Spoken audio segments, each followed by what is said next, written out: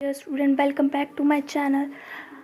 अब मैं आपको प्रीवियस वीडियो में जो मैंने आपको बताया था कि आपको मैंने टेंस के बारे में बताया था कि व्हाट इज़ टेंस, और टेंस का प्रेजेंट पास्ट फ्यूचर बताया था। उसके 4 टाइप्स बताए थे। अब इसमें डिटेल वाइज मैं आपको एक एक करके समझाऊंगी। अभी चल रहा है पास्ट इंडेफिनिट, फिर पास्ट कंटिन्यूस एंड ऐसे ऐसे करके हमारा चलेगा, ठीक है। अब प्रेजेंट इंडेफिनिट टेंस क्या होता है और उसकी पहचान से हम कैसे पहचानेंगे कि एग्ज़ाम में पास्ट इंडेफिनिट का हमारे पास टेंस आया है। ओके, देखो इसमें पास्ट इंडेफिनिट में समझने की एक चीज़ है, एक ट्रिक है कि हमें इसमें ना कोई समय दिया होता है, ना कब काम शुरू हुआ ये दिया होता है, और कब काम ख़त्म होगा ये दिया होता है। तो इसकी ये पहचान होती है यदि कि जिसमें हम किसी निश्चित समय के बारे में ना पता हो, बल्कि यह कुछ भी क्रिया है जो खोजना अपने समय पर होती है या फिर कभी कभी होती है, लेकिन जब मन करता है तब किसी के द्वारा की जाती है, यानी किसी के द्वारा की जाती है। इसमें समय, टाइम, कब काम शुरू हुआ कब ख़त्म हुआ कुछ नहीं दिया होता, ठीक है। इसके एग्जांपल्स भी लेंगे। देखो प्रेजेंट इंडेफिनिट टेंस को हिंदी में पहचानने के कुछ और नियम भी हैं, जैसे कि कुछ रूल्स भी हैं इसके। Regular action and so on. Okay, newspaper की हेडलाइंस में आप देखते हो, और एक्चुअली बहुत सारी चीज़ों में देखते हो। और इसकी पहचान कैसे होती है, जिसके वाक्यों में अंत में थे तो सॉरी है, ती है, सॉरी ते है, ती है आता है, उसमें हमारा प्रेजेंट इंडेफिनिट होता है, ठीक है। और प्रेजेंट सिंपल, देखो इसका फॉर्मूला क्या है। जैसे मैथ के फॉर्मूले होते हैं ना, सिंपल वैसे ही होते हैं। देखो सब्जेक्ट प्लस वर्ब की फॉर्म प्लस ES लगाएंगे लास्ट में और ऑब्जेक्ट लगाएंगे, ओके। और सेकंड वाले में प्रेजेंट, देखो प्रेजेंट नेगेटिव वाले में क्या लगाएंगे। नेगेटिव का हमें मतलब से ही समझ आ रहा है कि नेगेटिव मतलब नॉट लगेगा या नो लगेगा, कुछ ऐसा ही लगेगा ना। सब्जेक्ट प्लस डू या फिर लगेगा डज प्लस नॉट, वर्ब की first form plus object, simple. Present in rule, do does plus subject plus verb की फर्स्ट फॉर्म प्लस ऑब्जेक्ट लगेगा। और लास्ट वाले फोर्थ रूल में लगेगा हमारा do does plus subject not verb की first form object, ठीक है। अब इंग्लिश में, सॉरी ये तो गलत हो गया मेरा, use of do and does in Hindi और डू और डज को हम कैसे फाइंड आउट कर सकते हैं। डज का प्रयोग हम 3 पर्सनल सिंगुलर्स के साथ करते हैं। एग्जाम्पल के लिए ही, शी, इट, नेम के साथ हम डज का प्रयोग करते हैं। शीज़ मतलब एक लड़की और ही मतलब लड़की के लिए होता है, और इट्स इज़ ओके हम ऐसे लिखते हैं ना। या फिर डू का प्रयोग हम 3 पर्सनल सिंगुलर को छोड़ने के बाकी सभी के साथ करते हैं, ओके। मैं आपको कुछ नियम उदाहरण के माध्यम से समझाता हूँ कि हम डू और डज का प्रयोग कैसे करते, ओके। ही डज नॉट गो, यानी आप नहीं जा सकते। यू डू नॉट गो, आप नहीं जा सकते, प्लूरल है और ये 3 पर्सन के लिए बात हो रही है। क्या पता किसके लिए बात हो रही है, हमें तो नहीं पता। ही डज नॉट गो, कितनों के लिए कह रहे हैं क्या पता है। They do not go, it does not go, we do not go, okay. अब प्रेजेंट इंडेफिनिट टेंस को पहचानने के नियम, इससे पहचाना कैसे जाता है, सिंपल है, समझ लोगे। डू डज का प्रयोग नेगेटिव में होता है, ये तो नेगेटिव में होगा, नेगेटिव के वाक्यों में होगा।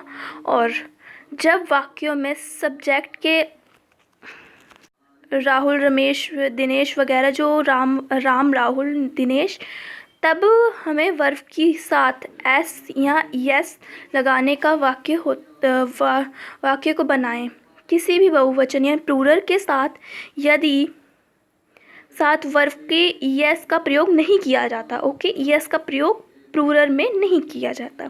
जब पास्ट इंडेफिनिट टेंस में किसी क्रिया का फिर वर्ब के अंत में इसमें से कुछ जैसे OX, Z, SS, CH, SH आए तो हम क्रिया के साथ ES को जोड़ देंगे, उदाहरण के लिए touch touch, do does, and pass pass, tax taxes, watch watches, teach teachers. Okay, क्रिया के अंत में वीएस, तो वीएस का क्या आने का क्या, जैसे study studies, care caring and so on.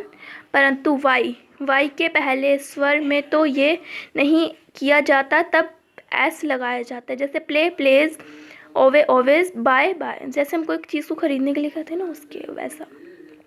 इस तरह से हम जब भी किसी क्रिया के अंत में ओ एक्स वगैरह या एस के शब्द को देखते तो वर्ब के अंत में एस का प्रयोग करा जाता है। जैसे एग्जाम्पल सकारात्मक, यानी कि पॉजिटिव सेंटेंस हम कह सकते हैं जिसमें ऑफ कोर्स वगैरह आता होगा। प्रेजेंट इंडेफिनिट, यदि कि साधन का सकारात्मक वाक्य को बनाने का तरीका सरल हो तो हम वाक्यों को निम्नलिखित बातों का ध्यान रखना चाहिए, जैसे कि सब्जेक्ट प्लस वर्ब की first form yes plus object. मैं रोज स्कूल जाता हूँ, ठीक है, क्या पता कब जाता है, डेली इसने का समय तो नहीं बताया ना, कितने बजे से इतने बजे तक जाता हूँ, हमें कुछ नहीं पता इसके बारे में। तो ये हो गया प्रेजेंट इंडेफिनिट, ठीक है। आई गो टू स्कूल, हम रोज अपना काम करते हैं। We do over work regularly, तुम सुबह व्यायाम करते हो।